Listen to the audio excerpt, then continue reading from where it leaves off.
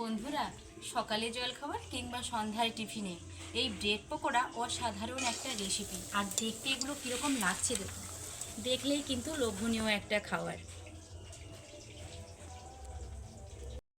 এবারের পকোড়াগুলোও সেরকম আগের মতন করে লালচে কালার হয়ে গেছে। এগুলোকে আবার তেল ঝারিয়ে প্লেটে তুলে নেব।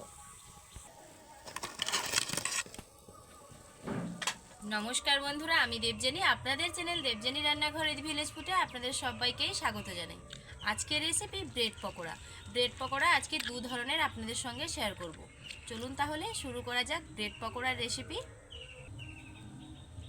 ব্রেড পকোড়া বানানোর জন্য আমি এখানে ব্রেড নিয়ে নিয়েছি। দেখুন, দু ধরনের ব্রেড পকোড়া বানাবো বলে আমি দুভাগে ভাগ করে নিয়েছি ব্রেডগুলোকে। ব্রেড পকোড়া বানানোর জন্য প্রথমেই যে কাজটা করতে হবে সেটা হলো প্রথমে আমাকে বেসনটা মাখিয়ে নিতে হবে। আসুন বেসনটাই প্রথমে মাখিয়ে নিই। আমি এখানে কিছুটা পরিমাণে বেসন নিয়েছি। বেসনে এবার দিয়ে দেব পরিমাণ মতো লবণ, দিয়ে দেব হলুদ গুঁড়ো, দিয়ে দেব লাল লঙ্কার গুঁড়ো। আমি এখানে কিছুটা গরম মশলার গুঁড়ো ব্যবহার করছি। ব্রেড পকোড়ার স্বাদটাকে একদম একটুখানি আলাদা করার জন্য কিছুটা পানমৌরি নিয়েছি। আর পানমৌরিটাকে হাতের মধ্যে ঠিক এভাবে দলে দিতে হবে। পানমৌরি আমি এখানে দিয়ে দিলাম। আর এখানে যেটা দিতে হবে সেটা হলো বেকিং পাউডার। একটুখানি বেকিং পাউডার এখানে দিয়ে দেব, 1 চামচ মতো বেকিং পাউডার। এইবার সমস্ত শুকনো উপকরণ প্রথমে হাত দিয়ে মেখে নিচ্ছি। এইবার অল্প অল্প জল দিয়ে একটা ব্যাটার বানিয়ে নিতে হবে। খুব বেশি পাতলা নয়, খুব বেশি মোটা নয়, সেরকমই একটা ব্যাটার বানাতে হবে। খুব বেশি পাতলা নয়, খুব বেশি মোটা নয়, ঠিক সেরকমই একটা ঘনত্বের ব্যাটার আমি রেডি করে নিয়েছি। ব্যাটারটা কীরকম হয়েছে দেখুন, ঠিক এরকম ঘনত্বের কিন্তু ব্যাটার হবে ব্রেড পকোড়াগুলো বানানোর জন্য। ব্যাটারটা রেডি করে নিয়েছি। ব্যাটারটাকে সাইডে রেখে আমি এখানে আলুটাকে মেখে নেব। কয়েকটা আলু আমি আগে থেকেই সেদ্ধ করে নিয়েছি। এবারে সেদ্ধ করা আলুর সঙ্গে বিভিন্ন ধরনের মশলা অ্যাড করব। ব্রেড পকোড়ার মধ্যে যে পুরটা দেওয়া হবে সেই আলুতে পরিমাণ মতো লবণ দিয়ে দেব। আমি এখানে দিয়ে দেব জিরার গুঁড়ো,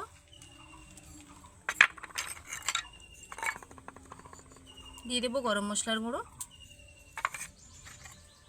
ঝালের জন্য দিয়ে দেব লাল লঙ্কার গুঁড়ো। তবে হ্যাঁ, কাঁচা লঙ্কা কুচিও আপনারা ব্যবহার করতে পারেন। সামান্য পরিমাণে হলুদ গুঁড়ো। এইবার আলুটাকে ভালোভাবে মেখে নেব।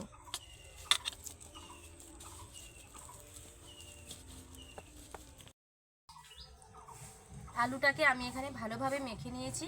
এমনভাবে মাখতে হবে যাতে একটুও ডুমো ডুমো ভাব না থাকে। আলু মাখা আমার এদিকে হয়ে গেছে। আর ওদিকে উনুনটা ধরে কড়াই বসিয়ে দিয়েছি। কড়াইতে একটুখানি তেল দিয়ে দেবো, কারণ আলুটাকে আমি কড়াইতে একটুখানি নেড়ে নেব। তাহলে আলুর এই যে মাখাটা তার স্বাদটা অনেকটা বেটার আসে। তার জন্য কড়াইতে একটু তেল দিয়ে এটাকে নেড়ে নেব।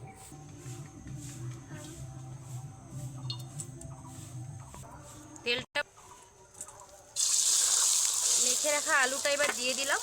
এইবার একদম মিডিয়াম আঁচে আলুটাকে ঘন ঘন নাড়তে থাকতে হবে।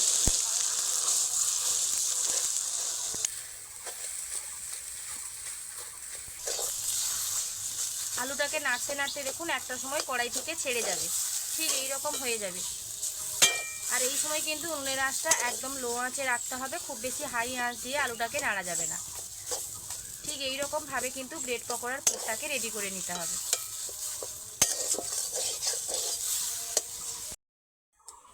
এদিকে আলুর পুর আমার একদম রেডি হয়ে গেছে। এইবার এটাকে প্লেটের মধ্যে নামিয়ে নেব। এটাকে একটু চারদিকে মেলিয়ে দেবো, ঠান্ডা হওয়ার জন্য সময় দেব। কড়াইটা আবারও ধুয়ে পরিষ্কার করে বসিয়ে দিয়েছি। ব্রেড পকোড়াগুলো ভাজার জন্য কড়াইতে সাদা তেল দিয়ে দেব।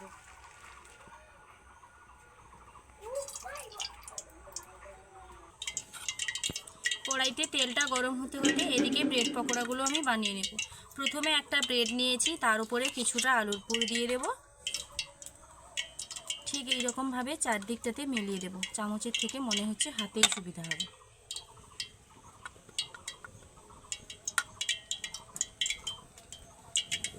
আলুর পুরটা ব্রেডটাকে ধরে রেখে এই রকম চারদিকে খুব সুন্দরভাবে লাগিয়ে দিতে হবে। দেখতেই পেলেন কিভাবে আলুর পুরটা লাগানো হলো। চারদিকে একদম সমান সমান করে আলুর পুর লাগিয়ে দিয়েছি। এইবার এর ওপরে আবার একটা ব্রেড বসিয়ে দেব, দিয়ে হাত দিয়ে একটুখানি চাপ দিয়ে দেব। এবার যেটা করতে হবে, একদম কোনাকোনি ছুরি দিয়ে কেটে দেব। আপনারা চাইলে এরকম ভাবেও কিন্তু ব্রেড পকোড়া বানাতে পারেন।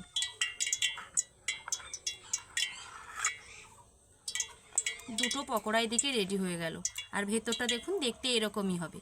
এই রকম করে করে আমি ব্রেড পকোড়াগুলো গড়ে নেব। আবার একটা ব্রেড নিয়েছি, কিছুটা আলুর পুর দিয়ে দেব। প্রথমটাতে একটুখানি চামচ দিয়ে লাগিয়ে দেব।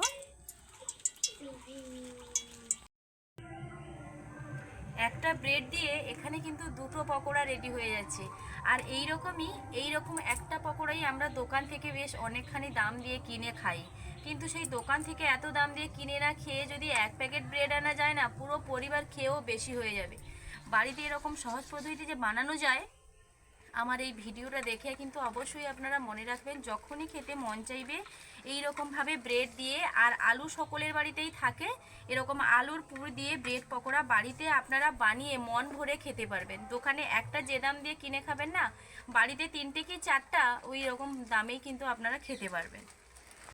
ব্রেড পকোড়ার জন্য বেশ কয়েকটা ব্রেড আমি রেডি করে নিয়েছি। আমি প্রথমেই আপনাদের বলেছিলাম 2 ধরনের ব্রেড পকোড়া বানিয়ে দেখাবো।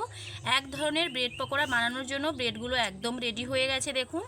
লাস্ট যেটা বাকি আছে সেটাও এদিকে রেডি হয়ে যাচ্ছে। এই পকোড়া বানিয়ে নিয়ে তারপর আপনাদের দ্বিতীয় যে পকোড়াটা বানাবো বলেছিলাম সেটা আমি আপনাদেরকে দেখাবো। এটা হলো লাস্ট পকোড়া। ব্রেড পকোড়াগুলো তো গড়ে নিয়েছি, তারপর বেসনটা যে মাখিয়ে রেখেছিলাম, বেসনটাকে আবার একবার দুবার হাতে ভালোভাবে ফাটিয়ে নেব।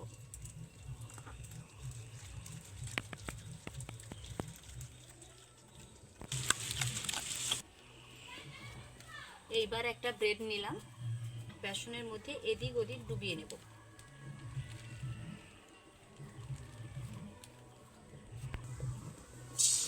তেলের মধ্যে ঠিক এরকম ভাবে ছেড়ে দিতে হবে।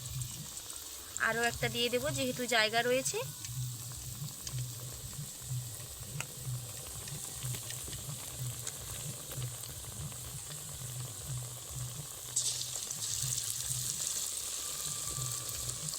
আঙ্গুলটা দিয়ে ধরছিলাম বলে একটুখানি সেইখানে আঙ্গুলের ছাপ হয়ে গেছে।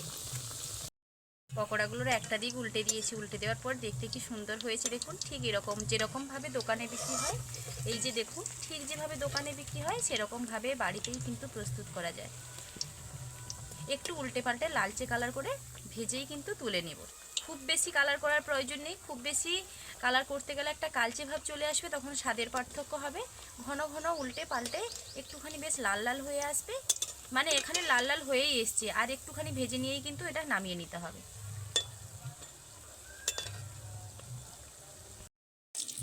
ব্রেডগুলো বেশ লালচে লালচে কালার করে ভাজা হয়ে গেছে। এইবার এগুলোকে তেল ঝারিয়ে তুলে নেব।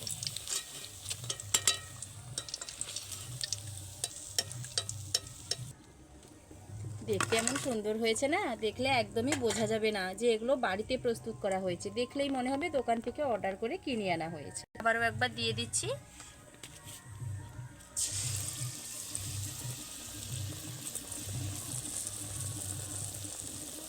আবার এইবার কিন্তু 3টা দিয়ে দেব।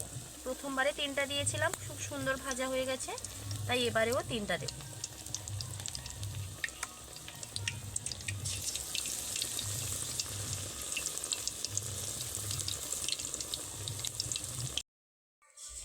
লাস্ট যেগুলো বাকি ছিল দিয়ে দিচ্ছি, আর এক পিস বাকি রয়েছে। দিলেই কিন্তু এক ধরনের পকোড়া ভাজা আমার কমপ্লিট। দ্বিতীয় ধরনের যে পকোড়া আমি আপনাদের ভেজে দেখাবো বলেছিলাম, তারপর যাব সেটা কীরকম ভাজবো সেটা দেখাবো। লাস্ট যে 3টে বাকি ছিল সেটা কিন্তু ভাজতে দিয়ে দিয়েছি। ওদিকে ওটা ভাজা হতে হতে এদিকে দ্বিতীয় যে পকোড়া বানাবো সেটা এবার আমি রেডি করে নেব। 2 নম্বর যে পকোড়াটা ভাজবো তার জন্যও আলুর পুরের প্রয়োজন। এখানে আলুর পুর যেটা রয়েছে তার মধ্যে আমি এখানে যে ব্রেডগুলো রেখেছিলাম, এই যে ব্রেডগুলো, এই ব্রেডগুলো একদম কুচি কুচি করে দিয়ে দেব। ঠিক এই রকমভাবে একদম মিহি করে দিতে হবে। ব্রেডগুলোকে কতটা মিহি করে নিয়েছি নিশ্চয়ই আপনারা সেটা দেখেই বুঝেছেন। এইবার কিন্তু ব্রেড আর আলু ভালোভাবে এরকমভাবে মেখে নিতে হবে, ঠিক এই রকমভাবে। বেশ কিছু সময় মাখানোর পর কীরকম হয়েছে দেখুন। তবে হ্যাঁ, আমি আপনাদেরকে একটা কথা বলবো যে আমি 2 ধরনের ব্রেডের রেসিপি আপনাদেরকে দেখাচ্ছি। কোন ব্রেডের রেসিপিটা খেতে বেশি ভালো লাগবে সেটা অবশ্যই আমাকে কমেন্ট করে আপনারা জানাবেন। ঠিক দেখুন, একটা ডো কিন্তু এখানে আমি রেডি করে ফেলেছি। এইবার এই ডোটা থেকে আপনাদের মনের মতন করে সাইজ করে নিয়ে কিন্তু বানাতে পারেন। তবে হ্যাঁ, আমি একদম ছোট ছোট বলের আকারেই কিন্তু এগুলোকে গড়ে নেব। কিছুটা করে নেব এই রকমভাবে, আর হাতের মধ্যে তালুতে নিয়ে ঠিক এই রকমভাবে বলছি, এটাকে ব্রেড পকোড়া, ব্রেড বলও বলা যেতে পারে। যেহেতু বলের মতন দেখতে, ব্রেড বলও আপনারা বলতে পারেন। ঠিক এরকম বলের মতন করে এই ডোটা থেকে কিন্তু আমি বেশ কয়েকটা ব্রেড বল কেটে নেব। ব্রেড বল কিন্তু আমি গড়ে নিয়েছি, ছোট বড় বিভিন্ন ধরনের বল রয়েছে। আর এই বলগুলোকে আমি কিন্তু বেসনে দেব না। বেসনে দিয়ে তো এক ধরনের ব্রেড পকোড়া বানিয়েছি, সেটার তো স্বাদ আলাদা থাকবেই। বেসনে না দিয়েও এই ব্রেড পকোড়াগুলোর স্বাদ কিন্তু একদম আলাদা হয়। তার জন্য এগুলো আমি আর বেসনে না দিয়ে এমনিতেই তেলের মধ্যে দিয়ে ভেজে নেব। একটা একটা করে ব্রেড বল তেলের মধ্যে দিয়ে দেব।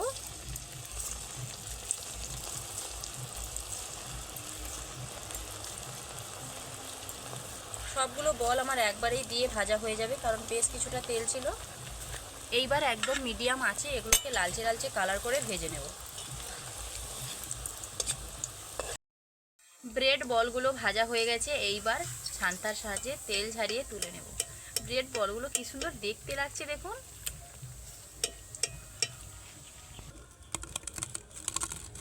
বল বলে বল, একদমই পারফেক্ট বল হয়েছে। তবে হ্যাঁ, এখনও কিন্তু রেসিপি শেষ হয়নি। এরকম ভেজে বলগুলোকে কিন্তু আপনারা খেতে পারেন, এর স্বাদ কিন্তু একদম আলাদা হবেই। তবে হ্যাঁ, এই বলগুলোকে যদি আবার একবার বেসনের মধ্যে ডুবিয়ে ভাজা যায়, তার স্বাদটা একদমই আলাদা হবে। বিভিন্ন ধরনের স্বাদের পার্থক্য আমি আপনাদের দেখিয়ে দিলাম।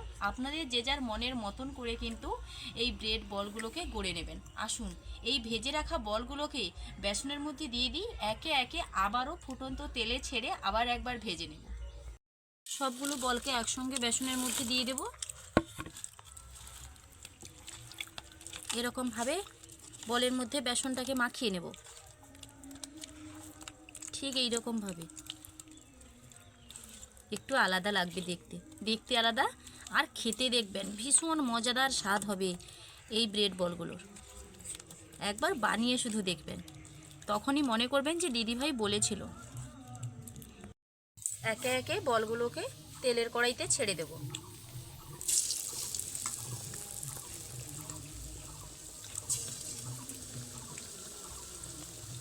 তবে হ্যাঁ, বলগুলোকে একটুখানি ঠান্ডা করে নিয়েই বেসনের মধ্যে ডোবাবেন। একদমই গরম থাকা অবস্থাতে বলগুলোকে বেসনের মধ্যে দিতে যাবেন না।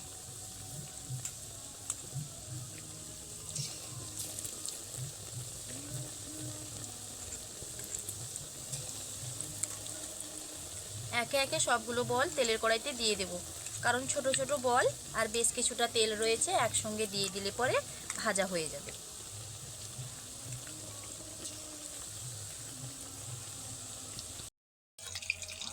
দু ধরনের ব্রেড পকোড়া আমার একদম রেডি হয়ে গেছে দেখুন। আর এই পকোড়াগুলো দেখতে কীরকম হয়েছে দেখুন, কি সুন্দর। আমি আপনাদের আওয়াজটা শুনেছেন তো, কীরকম আওয়াজ হচ্ছে এই পকোড়াগুলো একটা আমি আপনাদের ভেঙেই দেখাচ্ছি দেখুন। ভেতরটা একদম নরম আর ওপরটা বেশ মচমচে। এই ব্রেড পকোড়াগুলোও একটা মাঝখান থেকে কেটে আপনাদের দেখাচ্ছি। এটাও সেম, ওপরটা খুব সুন্দর মচমচে আর ভেতরটা আলুর পুর রয়েছে, রুটি রয়েছে। এই দেখুন, তাহলে বন্ধুরা দু ধরনের ব্রেড পকোড়া রেসিপি আমি আপনাদের সঙ্গে শেয়ার করলাম। যদি ভালো লেগে থাকে অবশ্যই লাইক কমেন্ট ও শেয়ার করতে ভুলবেন না। আর অবশ্যই করে একটা প্যাকেট ব্রেড এনে এরকমভাবে পকোড়া বানিয়ে বাড়িতে খাবেন, দেখবেন ভীষণ ভালো লাগে। এই পকোড়া বানাতে খুব বেশি খরচও লাগে না। দেখা হচ্ছে আবার নতুন কোনো রেসিপি নিয়ে। ততক্ষণ সুস্থ থাকুন, ভালো থাকুন। ভিডিওটা এখানে শেষ করছি, টাটা।